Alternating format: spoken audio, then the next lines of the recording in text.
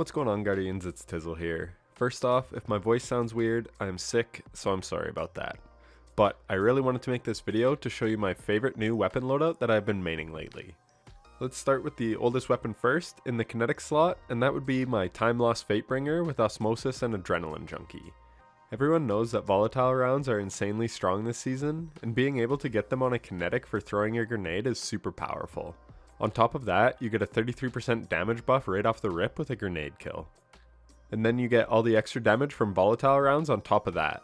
And you can get 25% more damage if you're running Font of Might. And Osmosis works on any subclass, so this would even be great on Solar, Arc, or Stasis. It is just truly an awesome wombo combo, and I've been loving using it. On top of all that, the volatile rounds can make your Hunter go invisible. It is just a lot of fun. We also have Unstoppable Hand Cannon on the artifact this season, so with all those mods and perks synergizing so well together, this has quickly become one of my favorite primary weapons. But I don't want to focus on the Kinetic slot too much in this video, because the other weapons are the ones I really want to talk about. These both dropped with Witch Queen, and I have absolutely fallen in love with both of them.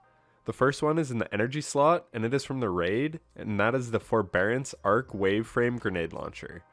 This thing is absolutely incredible when you get the perk Chain Reaction. I'll be honest, I was never a big Waveframe GL fan. I had a Martyr's Retribution back in the day that I never really used, despite having a great roll. But between this weapon and the new exotic Dead Messenger, Bungie has converted me and I am now a huge fan. The explosions this thing can make are crazy. I just used it for about 3 hours in the Metamorphosis Lost sector and it was chewing through ads. I was doing most of my runs in less than 3 minutes on Master. It has also become a go-to for me in the raid. It is amazing for spawn killing ads in the first encounter and demolishing waves in the third encounter. This gun is honestly what a raid weapon should be. Bungie mentioned how Salvager's Salvo was a little too good for a ritual weapon, but this thing is a truly desirable piece of raid loot and worth running the raid for. And whenever Arc 3.0 comes around, it could get even better. We have Volatile Flow with Void 3.0, so we may get something that chains damage similar to Trinity Ghoul or the Dune Marcher's chain. I don't know for sure, but as it stands right now, volatile rounds make all Void weapons just simply better, especially exotics like Le Monarch and Graviton Lance. So I'll be surprised if Bungie didn't add something to beef up Arc weapons in a similar way. This weapon is an ad clear monster and could get even better. I used it in the Legend Psyops Battleground and it did all the work. Honestly, I cannot recommend this weapon enough for almost any activity in the game. And that brings me to the heavy slot with the exotic grenade launcher Parasite. If you are a fan of my channel, you may know that I love high burst damage weapons. Things like Fourth Horseman and Izanagi's Burden have always been awesome to me. And I also love unique exotic weapons, particularly ones that feel alive. I love Xenophage before its recent nerf, and I also love the concept behind Touch of Malice. Having a piece of someone's soul in a weapon is such a cool concept. And this gun has a living worm that even talks to you when you are on the throne world. It is just such a cool weapon. On top of that, it has insanely high burst DPS, and it pairs perfectly with this loadout because you can double down on your grenade launcher mods. I run grenade launcher reloader, finder, and scavenger when I run these. Parasite has a super slow reload, but this makes it much more bearable. I have run this in so many different types of activities and it has shone brightly in all of them. While farming lost sectors, this gun killed 2 champions once in a single shot. Not many weapons are capable of doing that. It has obvious downsides. Reserves at base are only 7 and it can be difficult to shoot at long distances, but as you get used to the way it shoots, you can usually hit your shots pretty reliably.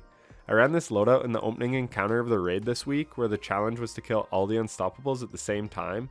Leading up to the unstoppable spawn, you are farming waves of ads, and then when everyone is ready, you just stun the unstoppable, shoot one worm, and down it goes. How about the third encounter? Need to take out a Glyph Keeper and a whole bunch of ads at the same time? Boom. One worm, and you'll do that. This weapon has great utility as both an ad clear demon and a champion melter. The only area I haven't got to test this loadout in is GM Nightfalls, but I'm definitely going to give it a whirl, especially in the Nightfalls with overloads and unstoppables because you can just run your void grenades for overloads and then just the unstoppable hand cannon or pulse. But even in a Nightfall like Fallen Saber, it has a ton of ads, so most champions I would probably have a times 20 worm for, so I might even try it out there. And much like Forbearance, this weapon could become even better in Solar 3.0. If Void has Volatile and Arc has Chaining, then this may get burned. Think like Bottom Tree Hammer Titan melee that causes burn damage over time. Maybe it will get something like that. and inflict burn, which causes enemies to explode, similar to how volatile works. These two weapons are top tier, and they are only set to get better in the near future, and honestly, I can't wait. Anyways, that is pretty much it for the video. I just wanted to show off this loadout because I've been having a ton of fun using it. Seeing all the enemies explode from chain reaction and then launching a super high damaging and huge exploding worm is extremely satisfying, and I highly recommend you give it a try. I know void weapons are getting all the love right now, and rightfully so I just wanted to shine some light on these two absolute beauty weapons. But that is it. Leave a comment down below on what your favorite loadout is this season. I have been experimenting with a ton obviously, and have loved dusting off some old weapons that I haven't used for a long time. So I'm curious to hear what you are enjoying. And if you made it this far, then I thank you so much for watching. It honestly means a lot. Take care, Guardians.